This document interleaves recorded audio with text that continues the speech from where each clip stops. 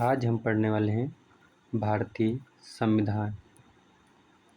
भारत का संवैधानिक विकास। भारतीय संवैधानिक व्यवस्था का निर्माण किसी निश्चित समय पर नहीं, वरन यह क्रमिक विकास का परिणाम है जो ब्रिटिश शासन के दौरान धीमी गति से हुआ। इसकी उत्पत्ति और विकास की जड़ें ब्रिटिश काल के दौरान पारित अधिनियमों से जुड़ी है, जिन्हें सामान्यतः दो भागों में विभक्त किया जाता है। पहला, ईस्ट इंडिया कंपनी के अंतर्गत 1773 से 1858 तक। दूसरा हो जाता है ब्रिटिश क्राउन के अंतर्गत 1858 से 1947 तक।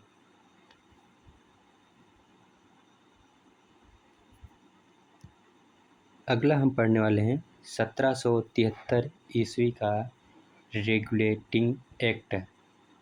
यह अधिनियम ईस्ट इंडिया कंपनी द्वारा कार्यों को नियमित और नियंत्रित करने की दिशा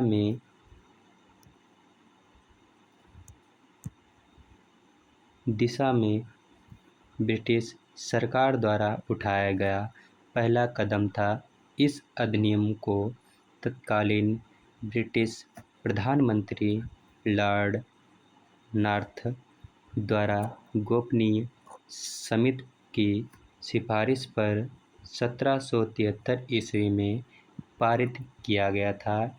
इस अधिनियम की मुख्य विशेषताएं इस प्रकार थीं। पहली, इस अधिनियम के तहत बंगाल के गवर्नर को बंगाल का गवर्नर जनरल कहा जाने लगा तथा उसकी सहायता के लिए 4 सदस्यीय कार्यकारी परिषद का गठन किया गया। इसके तहत पहले governor general Lord Warren Hastings बने।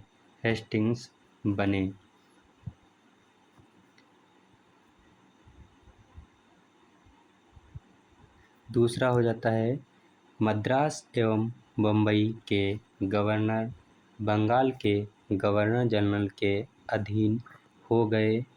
कलकत्ता में एक उच्चतम न्यायालय की स्थापना 1774 ईस्वी की गई।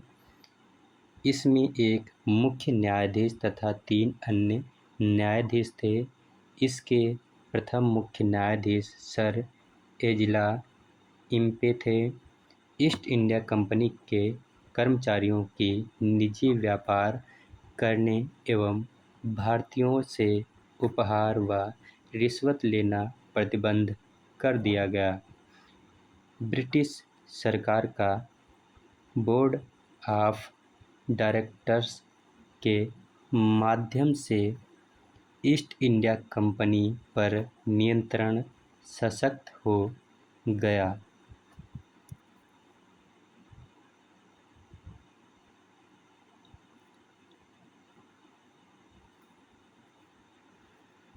एक्ट ऑफ सेटलमेंट 1781 में रेगुलेटिंग एक्ट की कमियों को दूर करने के उद्देश्य से ब्रिटिश संसद एवं एक्ट ऑफ सेटलमेंट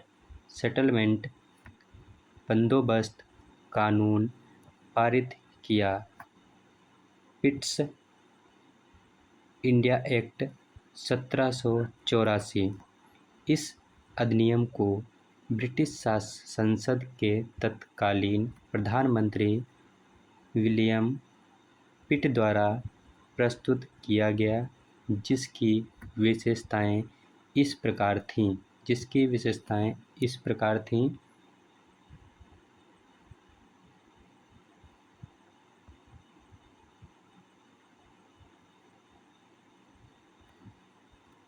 पहला हो जाता है ईस्ट इंडिया कंपनी की व्यापारिक एवं प्रशासनिक शक्तियों एवं कार्यों को अलग अलग किया गया, जिसके तहत व्यापारिक कार्यों की जिम्मेदारी बोर्ड ऑफ डायरेक्टर्स को सौंपी गई, किंतु प्रशासनिक कार्यों के लिए बोर्ड ऑफ कंट्रोल नामक एक नए निकाय का गठन किया गया।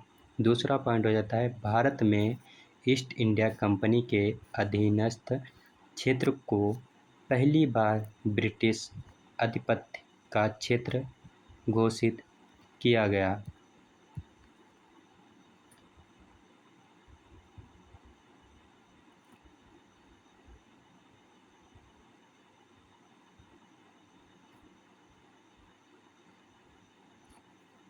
अगला हमारा हो जाता है 1786 ईस्वी का अधिनियम। यह अधिनियम विशेष रूप से बंगाल के गवर्नर जनरल लॉर्ड कॉर्नवालिस की सिफारिश पर पारित किया गया था।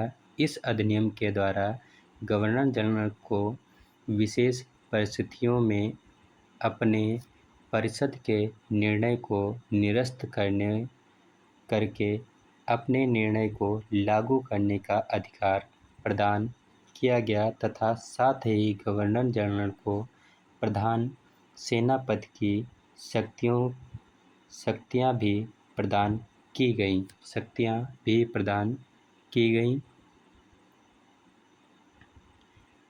चार्टर एक्ट 1793 कंपनी के व्यापारिक अधिकारों को 20 वर्ष के लिए बढ़ा दिया गया है। बोर्ड ऑफ कंट्रोल नियंत्रण बोर्ड के सदस्यों तथा उनके कर्मचारियों को भारतीय राजस्व से वेतन देने की व्यवस्था की गई। चार्टर एक्ट 1813 भारत में ईस्ट इंडिया कंपनी के व्यापारिक एकाधिकार को समाप्त कर दिया गया, जिसके परिणामस्वरूप सभी अंग्रेज व्यापारिक को भारत से व्यापार करने की छूट मिल गई, परंतु कंपनी का चीन के साथ व्यापार एवं चाय के व्यापार के एकाधिकार को बनाए रखा गया। कंपनी के गवर्नरों तथा प्रधान सेनापतियों को नियुक्त करने का अधिकार दिया गया, जिसके लिए ब्रिटिश क्राउन की स्वीकृति अनिवार्य थी। अगला हमारा हो जाता है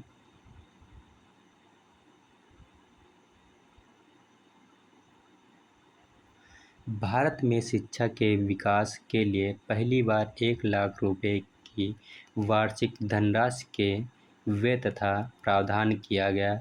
ईसाई मिशनरियों धर्म प्रचारक को भारत में धर्म के प्रचार प्रसार की अनुमति प्रदान की गई। चार्टर एक्ट 1833 ब्रिटिश भारत के केंद्रीकरण की दिशा में यह अधिनियम निर्णायक कदम था। इस अधिनियम की विशेषताएं इस प्रकार थीं। पहला हमारा हो जाता है, इस अधिनियम के अंतर्गत बंगाल के गवर्नर जनरल को भारत का गवर्नर जनरल बनाया गया। संपूर्ण नागरिक एवं सैन्य शक्तियां निहित थीं। लॉर्ड विलियम बेंटिंक भारत के प्रथम गवर्नर जनरल बने। ईस्ट इंडिया कंपनी की व्यापारिक निकाय के रूप में की जाने वाली गतिविधियों को समाप्त कर दिया गया और इसे प्रशासनिक निकाय बना दिया गया।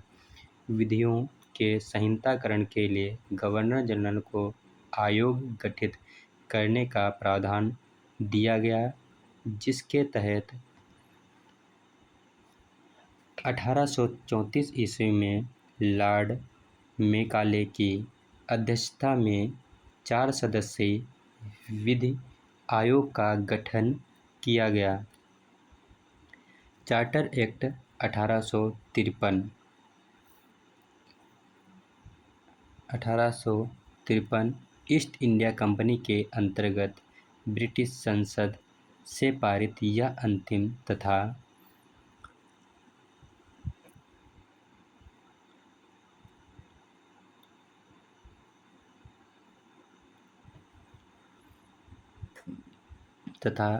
संवैधानिक निकाय की दृष्टि से यह एक महत्वपूर्ण अधिनियम था। इस अधिनियम के विशेषताएं इस प्रकार थीं। पहली बार गवर्नर जनरल की परिषद के विधायी एवं प्रशासनिक कार्यों के पृथक पर दिया गया। कंपनी के महत्वपूर्ण पदों पर नियुक्ति के लिए सीधी भर्ती के स्थान पर प्रतियोगी परीक्षाओं को आधार बनाया गया एवं साथ ही सिविल सेवा के अवसर भारतीय नागरिकों के लिए भी खोल दिए गए। तीसरा पॉइंट हो जाता है विधि निर्माण हेतु भारत के लिए एक अलग 12 सदस्य विधान परिषद की स्थापना की गई। अगला पॉइंट हो जाता है भारत के गवर्नर जनरल को विधि के संदर्भ में वीटो शक्ति प्रदान की गई। पांचवा हो जाता है हमारा बंगाल में प्रशासनिक कार्यों के लिए पृथक लेफ्टिनेंट गवर्नर नियुक्त किया गया। ब्रिटिश क्राउन के अंतर्गत 1858-1947 तक प्रथम भारत शासन अधिनियम 1858 यह अधिनियम 1857 ईस्वी के विद्रोह के परिणाम स्वरूप पारित किया गया, जिसने भारत से ईस्ट इंडिया कंपनी के शासन का अंत किया और ब्रिटिश भारत की संपूर्ण शक्तियां ब्रिटिश क्राउन के हस्तांतरित कर दी। इस अधिनियम की विशेषताएं इस प्रकार ही पहला हो जाता है हमारा भारत के गवर्नर जनरल का पदनाम बदलकर वायसराय कर दिया गया, जो भारत में ब्रिटिश क्राउन का प्रत्यक्ष प्रतिनिधि था। इसके तहत लॉर्ड कैनिंग भारत के प्रथम वायसराय बने। तो इसके तहत लॉर्ड कैनिंग भारत के प्रथम वायसराय बने। बोर्ड ऑफ डायरेक्टर्स निर्देशक कोर्ट तथा बोर्ड ऑफ कंट्रोल नियंत्रण बोर्ड को समाप्त कर दिया गया।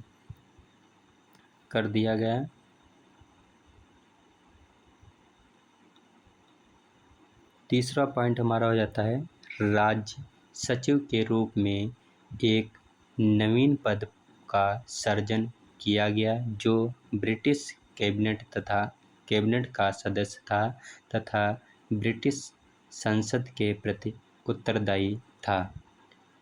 भारतीय परिषद अधिनियम 1861 भारतीय परिषद अधिनियम 1861 गवर्नर जनरल की परिषद में भारतीय प्रतिनिधियों को शामिल कर उन्हें विधायी कार्यों में सहयोग करने का अधिकार प्रदान किया गया।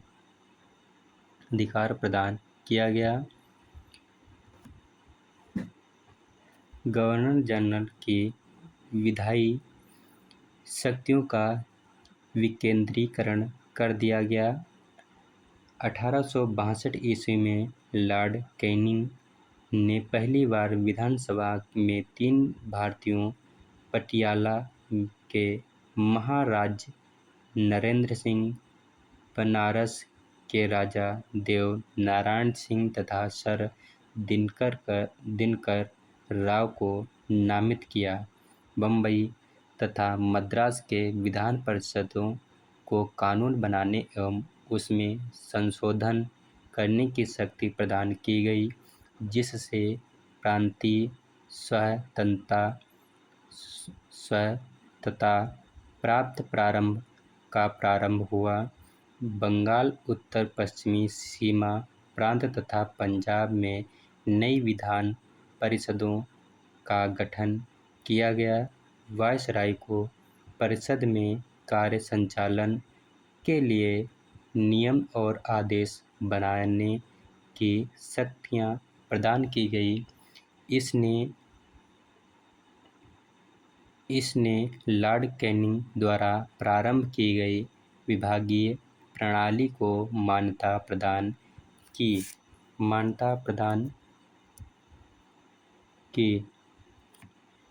गवर्नर जनरल की कार्यपालिका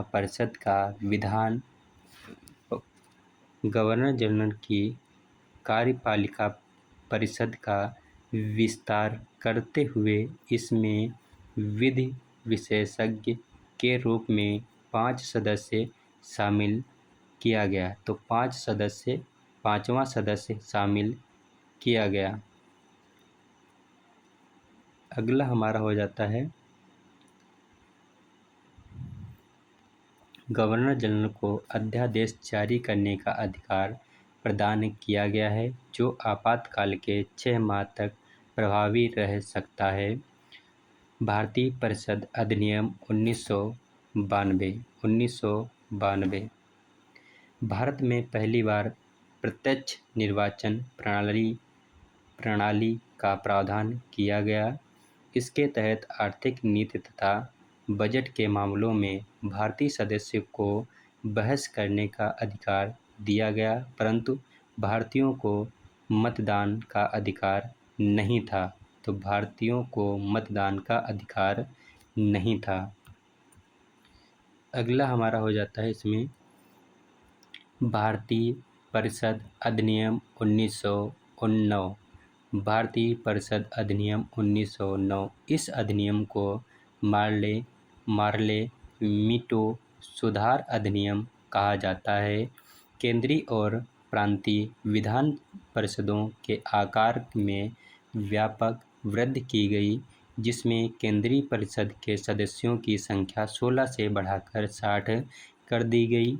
भारतीयों को पहली बार वायसराय और गवर्नर की कार्यपालिका परिषद में शामिल होने का प्रावधान किया गया। वायसराय की कार्यपालिका परिषद में शामिल होने वाले प्रथम भारतीय सत्येंद्र प्रसाद सिन्हा थे, जो एक विधि सदस्य के रूप में शामिल हुए थे। भारत में मुस्लिम समुदाय के लिए पृथक निर्वाचक मंडल का प्रावधान किया गया, जिसमें मुस्लिम सदस्यों का चुनाव केवल मुस्लिम मतदाता ही कर सकते हैं। इस प्रकार इस अधिनियम ने भारत में सांप्रदायिकता को वैधानिकता प्रदान की।